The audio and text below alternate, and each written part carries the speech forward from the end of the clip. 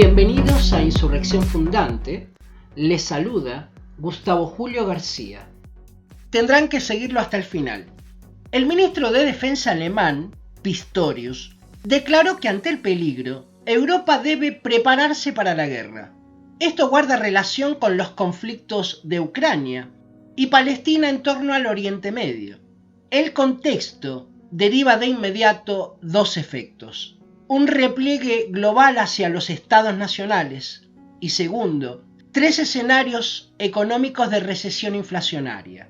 Aunque Europa quede del otro lado del charco, el repliegue significa tres cosas: control estratégico de petróleo en reservas y refinamiento, neutralidad en el conflicto y producción de alimentos.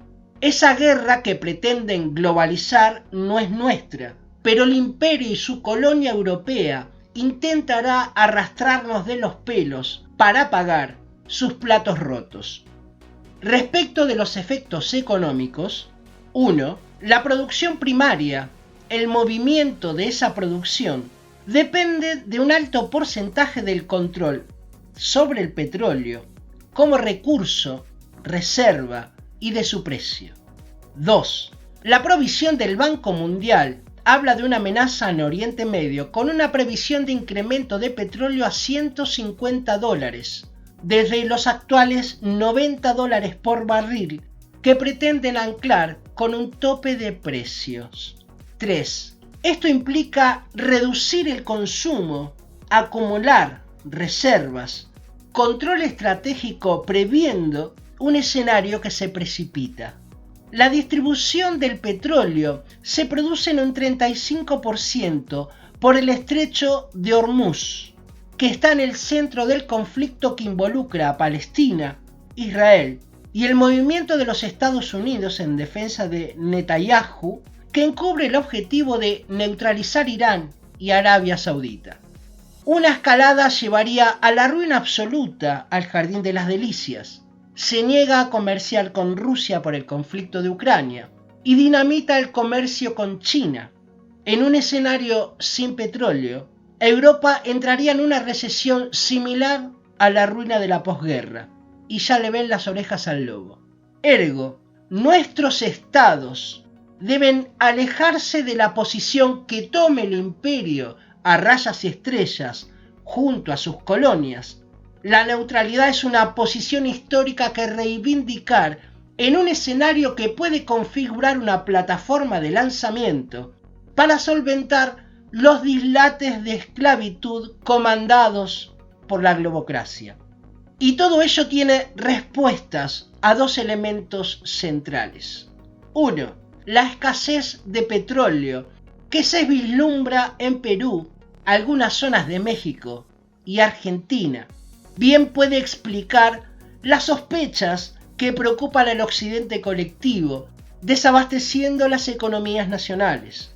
Es un indicativo relevante de la economía de guerra. No te lo dice Infobae ni Canal 13.